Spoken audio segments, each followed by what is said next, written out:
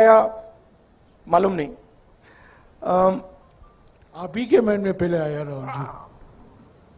Actually सच बोलूं तो पहली बार जब मैंने ये सोचा था मैं 25-26 साल का था। उस टाइम मैं पॉलिटिक्स में भी नहीं था, बट उस टाइम मैं नहीं कर पाया। तो मैंने सोचा कि अंदर अंदर ये डिजायर तो था और मुझे काफी अच्छा लग रहा है। मेरे लिए ये जरूर ये बीजेपी से, आरएसएस से लड़ने का तरीका है, राजनीतिक तरीका है और उससे कांग्रेस पार्टी को फायदा होगा। मगर मेरे लिए ये पर्सनल जर्नी भी है, तो मुझे बहुत सीखने को मिल रहा है। हिंदुस्तान के बारे में काफी समझने को मिल रहा है। जो तेलंगाना की आपने बात कही, तेलंगाना में कांग्रेस पार्टी चुनाव जीतेगी। हम मिलके लड़ेंगे, एक साथ लड़ेंगे और जो हमारा जो फाउंडेशनल आइडिया है, विचारधारा है, उसको डिफेंड करने के लिए लड़ेंगे। मैं अभी हिंदी मीडिया से सवाल लूंगा। जैनेंद्र, संक्षिप्त में पूछेगा प्लीज, समय का बहुत अभाव है। ठीक है।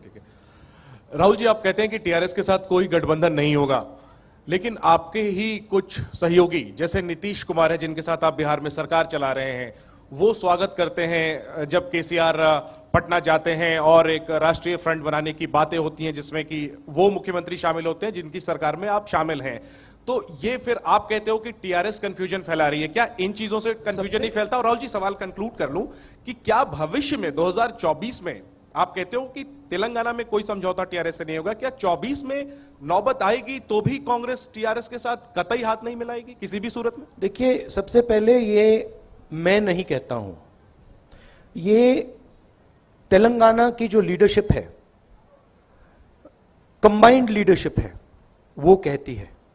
जो वो कह रहे हैं उसको कांग्रेस पार्टी एक्सेप्ट करती है और उस बेसिस पे एक्शन लेती है। नीतीश जी अगर ये टीआरएस से बातचीत करना चाहते हैं तो that is his concern, that is his desire and he is welcome to do it. But for us, हमारे लिए तेलंगाना में we are very clear, we cannot stand with the corruption, the approach and the attitude of the TRS. The TRS is looting the people of Telangana. It is snatching land away from Dalits, from tribals. It is destroying the education system. It is privatizing the education system. We are diametrically opposed to everything they're doing. Rajat, संक्षिप्त में please. Sir, Rahul ji, कल जो जानकारी हमको जैसी मिली है कि कल जो ये यात्रा है शाम को चार मीनार के पास रहेगी, वैसी साहब रिप्रेजेंट करते हैं उस लोकसभा को, लोकसभा में भी आपके साथी हैं। कुछ लोग कहते हैं वो बीजेपी की बी टीम है, वो आपका भी विरोध करते हैं, बीजेपी का विरोध करते हैं, गुजरात में भी चुनाव रखते हैं। सवाल कीजिए। राजनीतिक रूप से कैसे देखते हैं आप?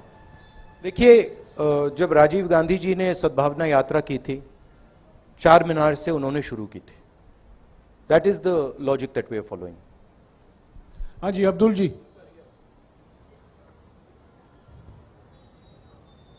सर, येस्टरडेज कल के इंसिडेंट में, मोरबी केबल ब्रिज इंसिडेंट में 134 लोग की मृत्यु के कौन जिम्मेदार है? आप किसको जिम्मेदार ठहराते हैं गुजरात में जो इंसिडेंट हुआ उसको? I don't want to politicize this incident.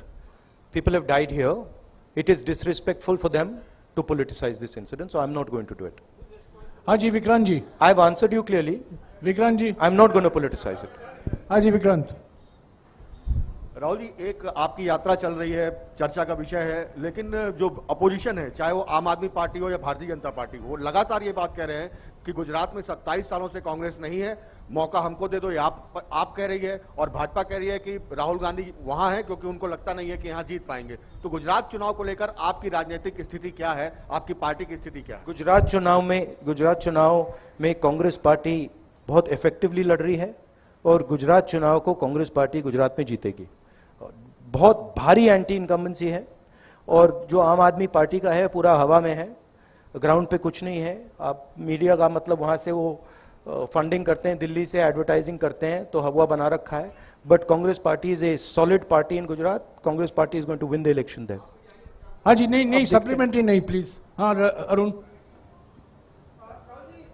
कुछ विधानसभा चुनाव में आप कर्नाटक की बात करिए, आप गुजरात की बात करिए, दोनों जगह पर बहुत इफेक्टिव